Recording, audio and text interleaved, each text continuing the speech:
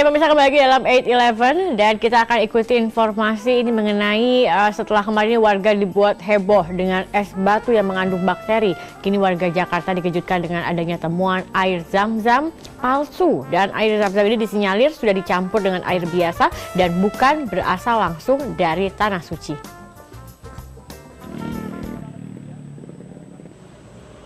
Oleh-oleh khas tanah suci seperti air zam-zam kini mudah didapat di Indonesia.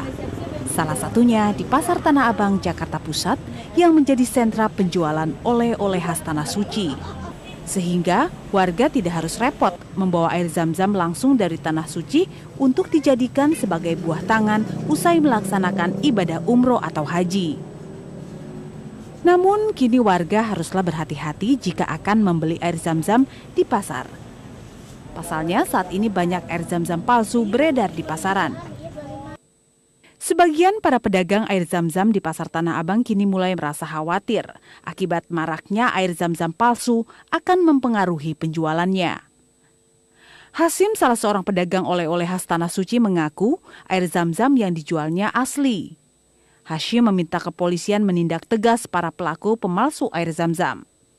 Kalau dibedain sebenarnya sih yang paling pasti itu dirasa. Kalau zam-zam asli itu kan anta deh, beda sama air sini. Kalau zam-zam asli ya anta itu beda, kayak payau lah, gitu. Kalau barang yang kalau lihat luar kan orang kalau beli nggak nyobain. Orang kan kalau beli nggak nyobain. Biasanya dilihat dari label atasnya ini. Dari label atasnya. Iya, ini tulisan zam-zam. Terus ininya juga. Tutupan gitu ya. Iya, disegel masih. Gitu. Itu biasa kalau ya. Beberapa warga yang akan membeli oleh-oleh khas tanah suci pun mengaku sudah mengetahui mengenai maraknya air zam-zam palsu. Namun warga mengaku akan lebih cermat lagi mengenali rasa asli air zam-zam. Dari kemasan juga udah kelihatan sih biasanya. Ada cirinya beda. Dari ini juga sih dari kardus sama dari galon sama tutupnya. Mungkin dari labelnya, terus dari galon-galonnya, dari bungkusannya. Terus biasanya kan juga dari rasa juga. Iya. Ya kalau rasa zam-zam kan dia lebih tawar gitu kan. Terus dari kebeningannya juga, misalkan zam-zam juga dia nggak terlalu cepat berlumut. Sebelumnya Rabu malam, Polisi Resort Jakarta Pusat menggerebek 2 pabrik pengolahan air zam-zam palsu di 2 wilayah ibu kota Jakarta yang berbeda. Pertama di wilayah Kramat Jati, Jakarta Timur, dan kedua di wilayah Kembangan, Jakarta Barat. Selain mengamankan pemilik pabrik, polisi menyita puluhan jerigen air zam-zam palsu yang telah diisi dengan air mineral. Dari Jakarta, Marvin Sulistyo, Azizul Hakim, Metro TV. Ya, tentunya kita harus waspada terhadap juga berbagai makanan palsu termasuk air zam-zam palsu. Bagaimana membedakan air zam-zam yang asli dengan bagaimana membedakan dengan yang palsu. Kami akan langsung mengajak Anda untuk memahami lebih mendalam bagaimana terkait dengan hal ini. Kita sudah bergabung bersama dengan Harliman Halid yang saat ini berada di Polres Jakarta Pusat untuk berbincang langsung di sana. Harliman, silakan. Baik, terima kasih Zakia. Memang saat ini saya berada di markas Polres Jakarta Pusat. Di sini Polres Jakarta Pusat memang sedang menggelar barang bukti air zam-zam palsu yang kemarin berhasil disita dari 3 tempat ataupun wilayah yang berbeda di DKI Jakarta. Memang awalnya kasus ini terungkap dari hasil penggerebekan di wilayah Jakarta Pusat. Kemudian polisi mengembangkan kasus ini hingga terungkap ada industri rumahan ataupun pabrik pembuatan air zam-zam palsu di daerah Srengseng, Jakarta Barat, dan juga di Kramat Jati, Jakarta Timur. Jadi memang masyarakat memang harus waspada karena secara kasat mata memang ini hampir mirip dan menyerupai air zam-zam kemasan yang asli, baik itu dari warnanya, baik itu dari labelnya pun maupun dari kemasannya, ini menyerupai air zam-zam yang asli. Nah, sekarang saya akan berbincang dengan Kasat Reskrim Jakarta Pusat AKBP Tatan Dirsan yang kemarin memimpin langsung operasi penggerebekan di 3 wilayah tersebut. Selamat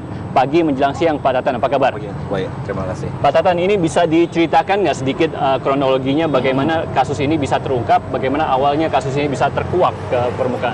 Ya, jadi awal mulanya kami mendapat laporan dari masyarakat bahwa ada beberapa tempat di Pasar Tanah Abang yang menjual diduga air zam-zam palsu.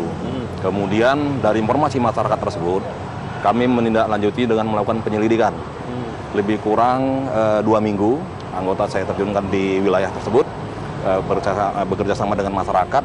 Kemudian didapatlah informasi, memang ada beberapa masyarakat yang memang sudah mengendus, mengendus praktek penjualan air zam-zam tersebut. Kemudian berangkat dari situ, kami melakukan penyelidikan, dan kami pastikan bahwa itu ternyata benar, kami lakukan penindakan. Kemudian pada tanggal 1 kemarin kami lakukan penindakan, tepatnya pukul 13.00 dari toko Rizky. Kemudian dari toko Rizky tersebut mengembang ke wilayah Srengseng. Ke wilayah Srengseng, Jakarta Barat. Di sana kami temukan satu kontrakan yang digunakan atau dipergunakan untuk mengganti atau memindahkan dari botol aqua, galon aqua ke dalam kemasan-kemasan yang sudah diberi label air zam-zam dalam ukuran 340 mili, kemudian ukuran 1 liter, termasuk ukuran 5 liter dengan harga yang variatif pada saat mereka jual di pasaran. Kemudian bergeser dari Srengseng, kami kembangkan ke arah Jakarta Timur. Jakarta Timur, tepatnya di wilayah Kramajati. Di sana kami amankan beberapa kemasan, sekitar 200 lebih, kemasan yang ukuran 5 kilo, itu sudah terisi, siap edar. Kemudian kami temukan juga minyak zaitun. Minyak zaitun, dalam kemasan minyak zaitun, tapi ternyata itu isinya minyak Pilma. Karena minyak Pilma saya temukan ada 200 kantung ukuran 1 kilo. Bisa dilihat Pak secara lebih detail apa saja kemarin yang berhasil disita oleh petugas. Ini misalnya, ini ya Pak ya? Ini ukuran 5 kilo. Palsu, ya? Ini ukuran 5 kilo. Jadi ini sebenarnya isinya air mineral biasa. Air mineral biasa. Disalin ke kemasan menyerupai air kemasan zam-zam yang asli. Betul. Labelnya pun dibuat seperti label yang asli, lalu kemudian dipasarkan gitu. Benar. Dianggap sebagai air zam-zam asli dari Tanah Suci, dari Arab. Oke. Lalu apalagi Pak yang berhasil disita kemarin? Air zam-zam ya. Ini botol aqua. Yang mereka pindahkan ke dalam ukuran yang 5 kilo, dia ada yang ukuran bulat, ada yang ukurannya seperti jerigen, kemudian yang ukuran 1 kilo seperti ini, kemudian yang ukuran 304 mili, 330 mili seperti ini. Harganya variatif Mas. Lalu ada madu juga ya Pak di sini? Jadi madu, informasi yang kami dapat dari tersangka, jadi madu ini madu lokal, dipindahkan ke dalam bentuk kemasan seperti ini dan diberi label. Diberi label, kemudian mereka membeli dengan harga Rp30.000, kemudian dipasarkan dengan harga Rp40.000. Nah, jadi ini memang madu benar, tapi ini ada campurannya lagi atau murni ini madu lokal murni, saja? Tapi madu lokal. Lalu ada minyak ya Pak ya? Ini minyak zaitun, labelnya, tapi isinya Pilma. Isinya Pilma. Biasa. Jadi saya menyita kardus Pilma ini lebih kurang 200 kemasan ukuran 1 kilo. Gitu, Mas. Yang diduga akan diisi ataupun disalin ke kemasan yang mirip dengan minyak zaitun dari Arab Saudi ya Pak ya. Baik. Tadi kan dari 3 wilayah Pak Tatan ya, dari Jakarta Barat, Jakarta Pusat, dan juga Jakarta Timur. Apakah memang ada potensi ini juga menyebar ke daerah lain, mungkin dari luar Jakarta, Jabodetabek, ataupun luar Pulau Jawa? Ya, potensinya saya yakin ada. Karena kita ketahui Pasar Tanah Abang adalah pusat oleh-oleh dari Tanah Suci Mekah. Ya kan, kami melalui media juga menghimbau berhati-hati untuk membeli oleh-oleh dari Arab Saudi, khususnya berkaitan dengan air zam-zam. Kami sudah melakukan sosialisasi terhadap masyarakat, khususnya yang pengecer. Mereka mengambil dalam jumlah mungkin katakanlah 1 dus atau 2 dus atau mungkin 20 dus yang mereka ecer di Pasar Tanah Abang. Kami akan menentukan waktu untuk melakukan penyitaan.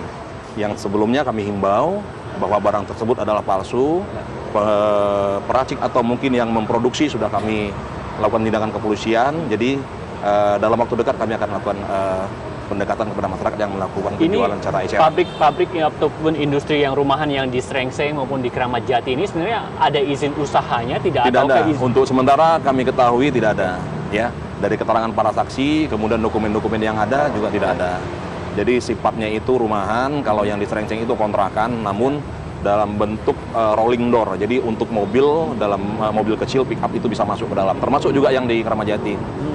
Kalau yang di Kramajati itu di depannya itu toko buah, ya. Kemudian di belakangnya atau di lantai 2 itu tempat pembuatan air jam-jam palsu tersebut. Oke, jadi ini ada pelanggaran penipuan, pidana penipuan di Ya, sini, jadi Pak. kami Undang-Undang Perlindungan Konsumen, yang kami Oke. kenal Undang-Undang Perlindungan Konsumen, Undang-Undang Pangan, kemudian wajib pendaftaran pajak, termasuk nanti kami akan koordinasi dengan Balai POM tentang Undang-Undang Kesehatan.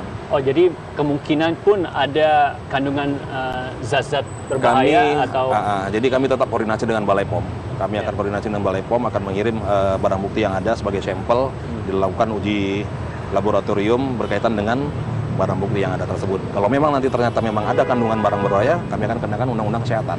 Oke. Seperti itu. Waktu saat penggerebekan, Pak, apakah ada perlawanan ataukah ada backing mungkin? Ya, jadi untuk kami pada saat melakukan penggerebekan sama sekali tidak ada perlawanan.